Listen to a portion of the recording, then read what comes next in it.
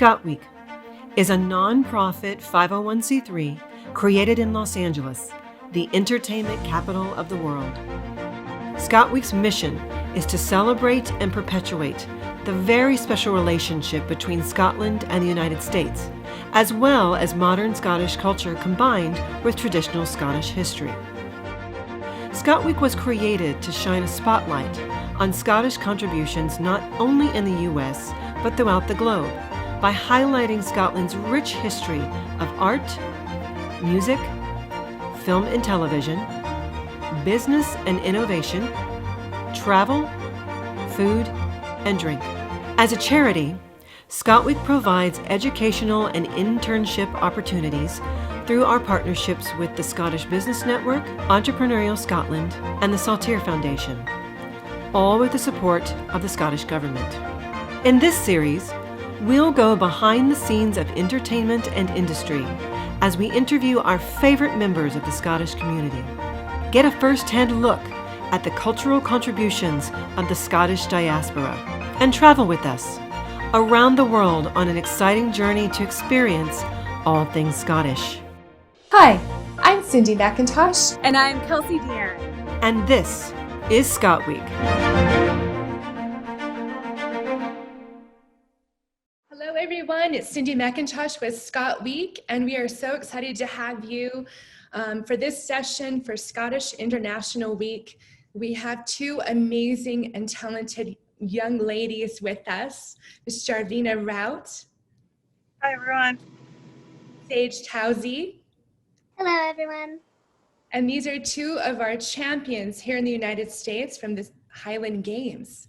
So let's go ahead and meet Sage Tousey. Can you tell us a little bit about what you do at the Highland Games? So hi everyone, my name is Sage Tousey and I am a competitive Highland dancer. How long have you been dancing and competing? I've been competing for almost 3 years now, coming up on the 3-year mark. And what awards have you gotten from your Highland dancing?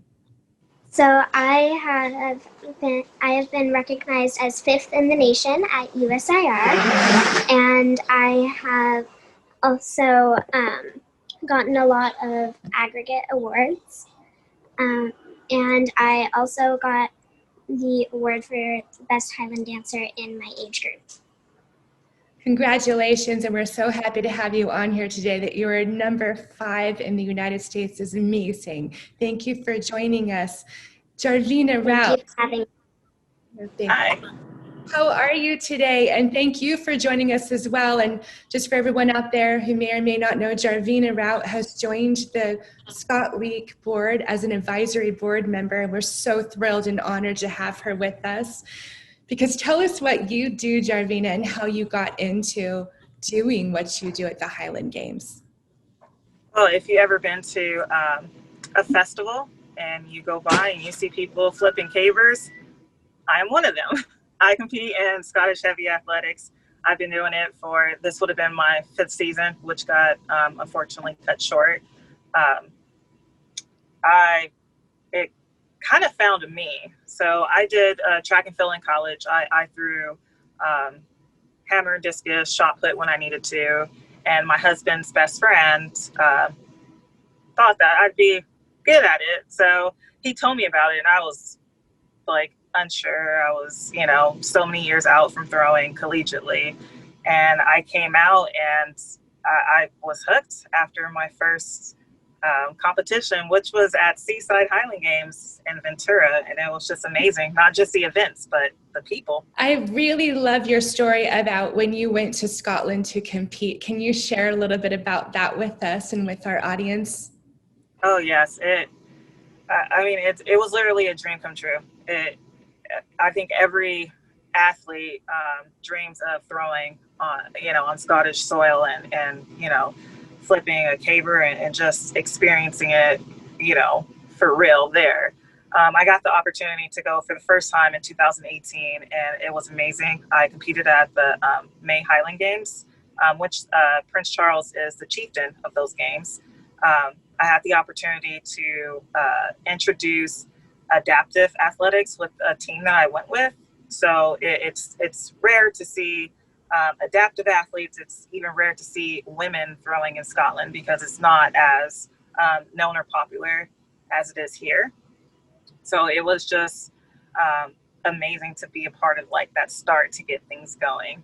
And it's an amazing story that you have about what happened when you were over there, and how do they have separate women's heat in Scotland? They usually don't. If a woman wants to participate, they will hop in with the just amateur class men, because there's a competition for anyone who wants to compete in it, and then they have the men's pro class, which is featured after. But if women want to throw, they usually just hop in and throw with whoever else. But the May Games specifically set out classes for the women the way it's set up in the States. And were people very kind to you? And did people want to talk to you and get your story while you were there? Yeah, I never experienced that level of people being like super excited. Out here, people get excited because I mean it's cool. We flip trees and we throw stuff far. But as soon as I was telling locals or people visiting that, oh, I'm here to participate in, you know, the heavy athletics, and they were just amazed. And I had to pull up my phone and show them video, and it was just really exciting for them to see, like, oh, women do it too. And not only do they do it well. So yeah, I was received really well, open arms, and kind of felt like a celebrity. It was pretty crazy. That's true. What else can you share with us? Have you still been during the pandemic training, and have you been able to do any sort of throwing? Are people able to get together and still do their training? Personally, I've kind of like taken a break from throwing, not completely stopped, but during season I can be very hard on myself. I'm a very technical thrower, but I've kind of eased up where I realize it's going to be a while before I can officially throw in a serious competition. But through the States, I see that there's competition still going on, not full festivals, but what we call backyarders, which is more than likely just athletics, maybe a couple of vendors, but it's super small. That way you're able to, you know, do what we have to do, social distance, and, you know, stay safe with a smaller crowd. As far as, you know, lifting weights and staying strong and you know, staying ready, I've been doing that and just, you know, patiently waiting until I get, you know, that official notice that we have a real Highland Games. Yes, we're all waiting, and I know me as a bagpiper as well. I'm very much looking forward to the time when we're able to get back together and have the games again. And I wonder how it'll be after, you know, how the bands will perform and all the athletes, and it'll be interesting to see. So what have been some of your favorite things to do, Jarvina, during the lockdown? Have you been able to, I know that you're traveling right now, which is amazing. What else have you been up to? That's basically it. My husband has been amazing because he knows that I'm such a busybody, and, you know, I have a lot of stuff to do between, you know, my own training and throwing and strongman and powerlifting. Like, I have all these things that I juggle along with my son, who just entered high school. So it's like I have his activities and stay on top of that. And so now that everything's slowed down, it's like, what do I do now? You know, and I'm so used to traveling everywhere for Highland Games. And that's why this week my husband said, let's go. We're going to take a 5-day camping trip. So that's been keeping me uplifted, you can say. That's amazing. And it's so good that you can get out, especially are you in California? Southern California, yes. Sage, what made you decide to become a Highland dancer? well, for me, the story is kind of funny. So it started with Mom was really into genealogy and wanted to learn all about our history. And we found out that we had Scottish ancestors. And this was right before Queen Mary. And so we were like, oh, let's go the Queen Mary to kind of find out more about our Scottish ancestors. And there was the two sections right next to each other that I really liked, the Highland Dancing and the sheep herding dogs. My mom thought I was going to go all crazy over the sheep herding dogs because I love dogs. And I was like, I did not want to leave the dancers because I was like, these girls are amazing. This is what I want to do. And it was towards the end of the day when Mom and Dad were like, okay, it's time to go. Did everyone see what they want to see? Is there one more thing you want to see? And I sat down on a chair, and I never talked to my parents like this. I'm like, we are not leaving until you get me a coach to do this. And that was that. It kind of went from there. So we got in touch with one of the coaches there, and she led me to Emma Schiff, who's my current coach, and I've been with her ever since. Amazing. And so are you still practicing almost every day your Highland dancing, even though it's the pandemic right now? Yes, I am. It's at first, when we were first put at home, it was a little hard because I was like, I don't really want to do it. But especially me, I had a hard time with it because right before COVID-19, I broke my foot. And so the last couple competitions I would have been able to do, I couldn't do because of my foot. And then COVID happened. So I was like, I haven't been practicing anyways. So like, why continue? But I pushed through it, and I found now that it's really exciting for me to do my practices now because it's something I can rely on right now. Because with everything going crazy with Wi-Fi, and then sometimes school gets mix things up, there's the one thing that I can always rely on, which is my dancing. Amazing. And is there anything else that you have picked up doing during the pandemic? What are your favorite things to do now? Have things changed? Have your interests changed a little bit other than Highland dance? Well, like I said, I love Highland dance. It's a part of my kind of everyday life, but over the pandemic, from us being at home, I started my own business. I started a historical apothecary, and the website is now up, and you can go shop on it on this family blog under shop. And then I've also started getting into historical and colonial crafts because I was like, I want to do something. And since I love history, I decided, why don't I go ahead and look into crafts and games that kids played back then to keep them occupied. My goodness, and do you have a favorite? I mean, I love Highland dance. That would be my first favorite, but I think my second one, if I didn't have to choose Highland dance, I would probably say it's my apothecary. Very wonderful. And so, Jarvina, what positive factors and challenges have you faced during the pandemic that has kept you in shape, but also sane? I think it's the mindset of, I get to do this because I converted my garage into my gym.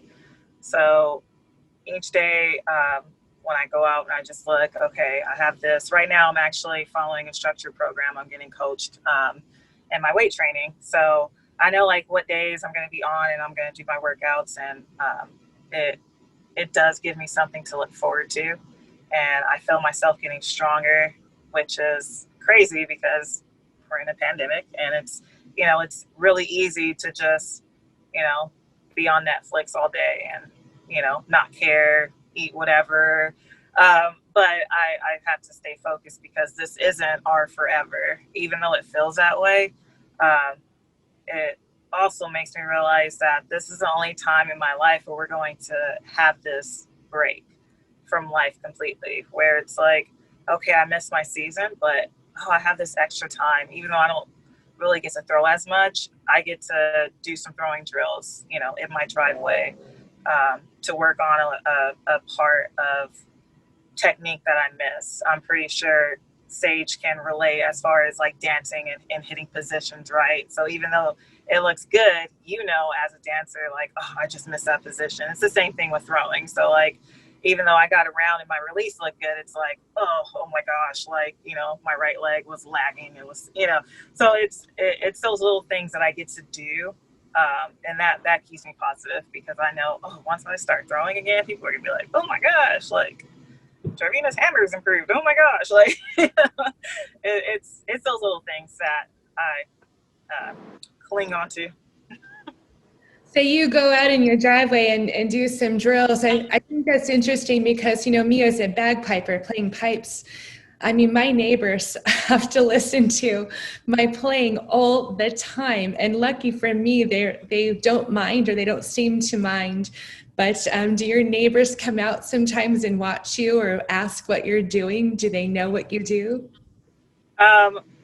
The main neighbors, like, you know, in front and to the side of me, they know what I do. So it's just like, it's like the usual to them, like, oh, Jarvina's doing her thing in her driveway. You know, I've been in my house now for a few years, so they're used to it. But the first year was kind of funny, where they were like, oh, then I explained to them, like, this is what I do. And they're like, oh, wow, okay.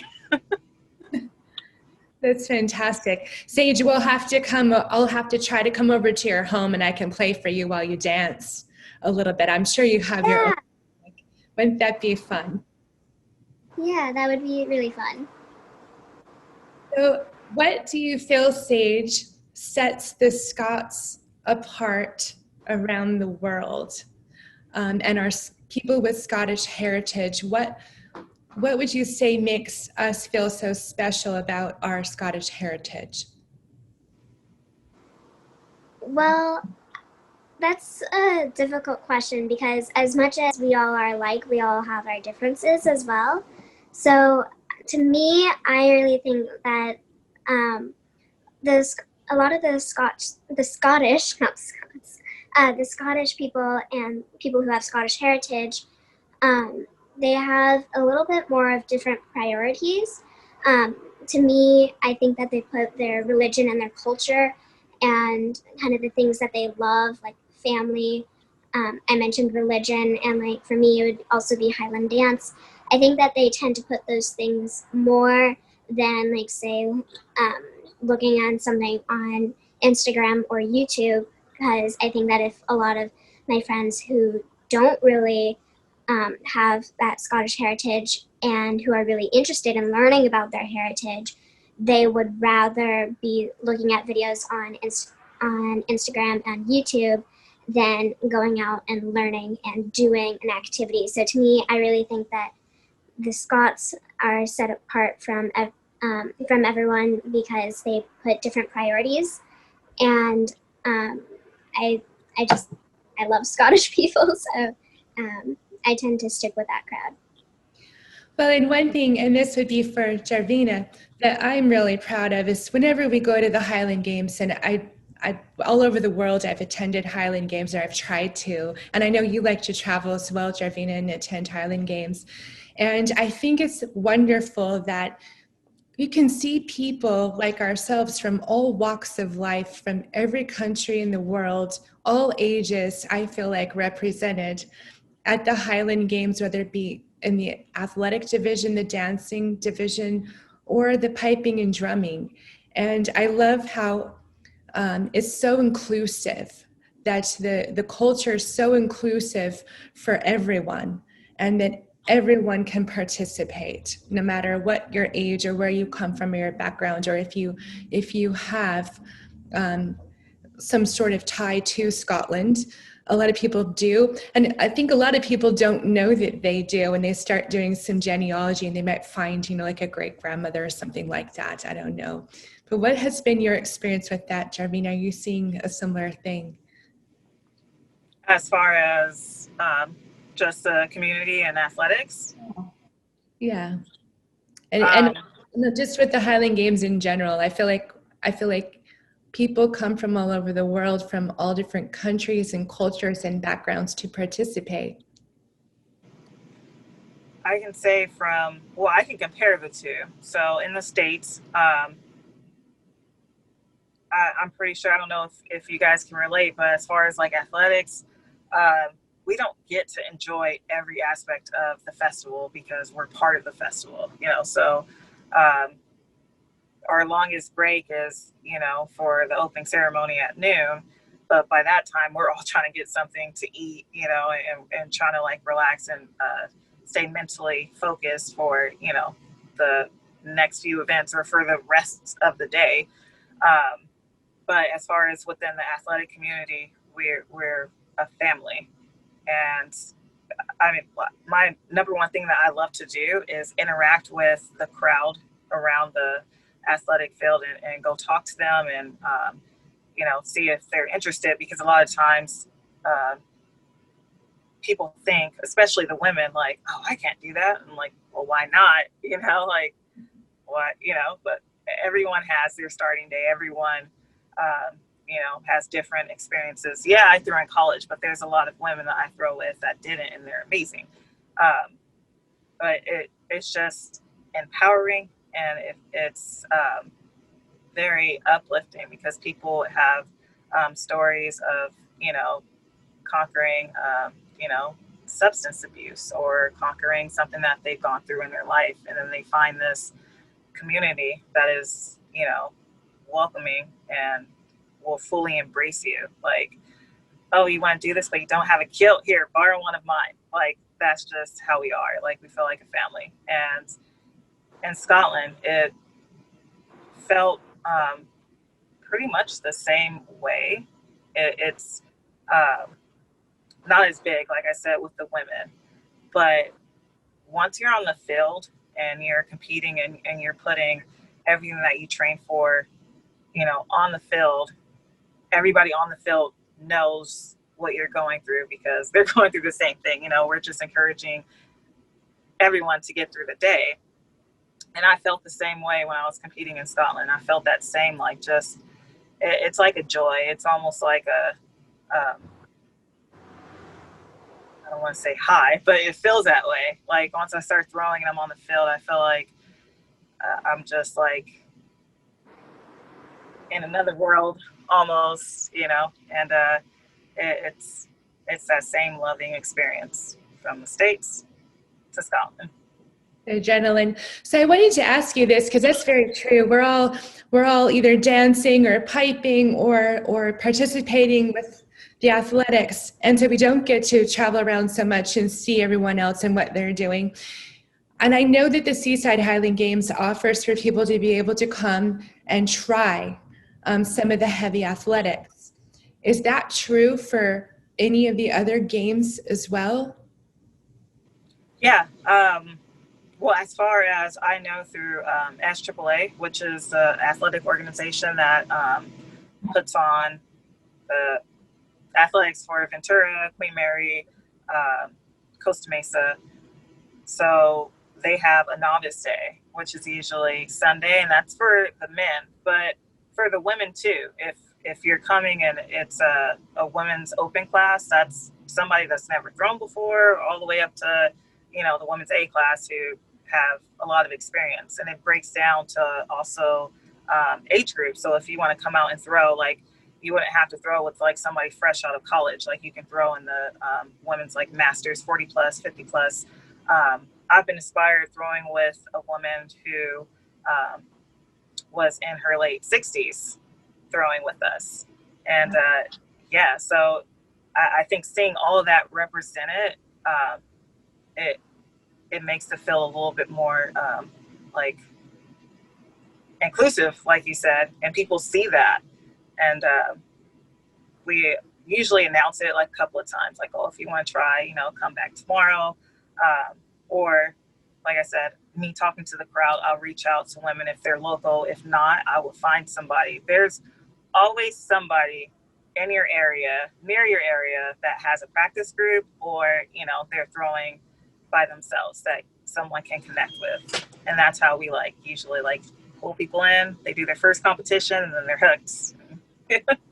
That's fantastic. I love that you do that. And as soon as we are able to have a Highland Games, ScotWeek is going to come over, if it's all right with the two of you, and we'll film you live and put you on our platform so people can watch what you're doing. So if you all want to stay connected with ScotWeek and subscribe to our social media channels. And then Jarvina, how can people follow you and your story? How can they find you? Oh, they can find me on Instagram at Routt Thrower, so JAYROUTT Thrower. Very active on there.